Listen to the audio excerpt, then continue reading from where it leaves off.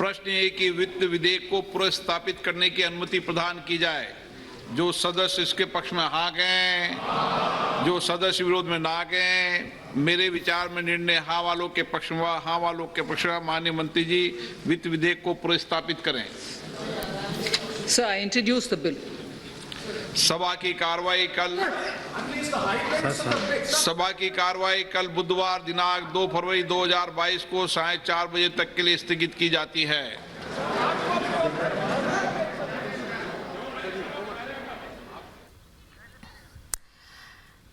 तो देश की वित्त मंत्री निर्मला सीतारमण ने अपना चौथा बजट पेश कर दिया है। उन्होंने अपना चौथा बजट और मोदी सरकार का ये 10वां बजट पेश किया है। और इस 10वें बजट के साथ ही निर्मला सीतारमण ने लोगों की अपेक्षाओं पर कितनी वो खरी उतरी है, इसे लेकर जो बड़े ऐलान है वो एक बार आपको बता देते हैं। जो बड़े ऐलान इस बजट में किए गए हैं, किस तरह से आईटी स्लैब में कोई बदलाव नहीं है। पिछले 8 साल से आईटी स्लैब में कोई बदलाव नहीं था। इस बार उम्मीद की जा रही थी कि शायद आईटी स्लैब में कोई बदलाव हो, लेकिन टैक्स स्लैब में कोई बदलाव नहीं किया गया है। जो स्टार्टअप्स है उनके लिए टैक्स की छूट 31 मार्च तक बढ़ाई गई है। और जैसा कहा कि किस तरह से जो एनपीएस है उसके अंदर 10 से 14% बढ़ाया गया है। ये बड़े ऐलान है जो इस बजट के आपको बता रही हूं। आईटीआर की जो गड़बड़ी है उसमें अगर आप सुधार करना चाहें तो उसका समय बढ़ाया गया है, 2 साल तक आप सुधार कर सकते हैं।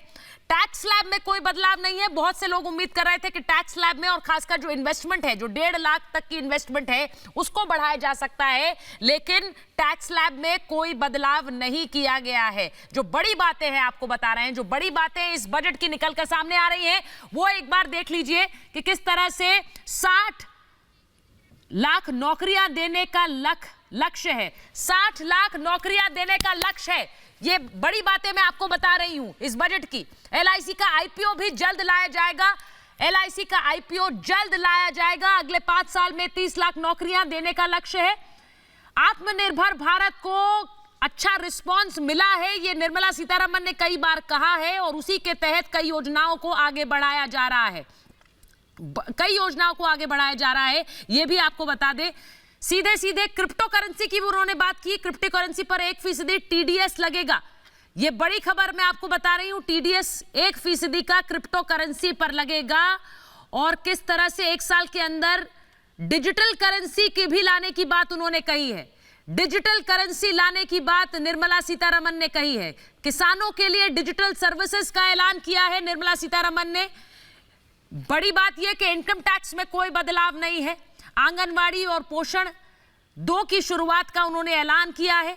इनकम टैक्स स्लैब में कोई बदलाव नहीं है, लेकिन इसी के साथ साथ कई और ऐसी योजनाएं जो कि कृषि क्षेत्र को बढ़ावा देती हैं। उन्होंने बार बार कहा कि इस कोरोना के समय में हमारे देश की आर्थिक व्यवस्था और गति कम नहीं हुई है और उसका बड़ा कारण रहा है हमारा कृषि प्रधानता।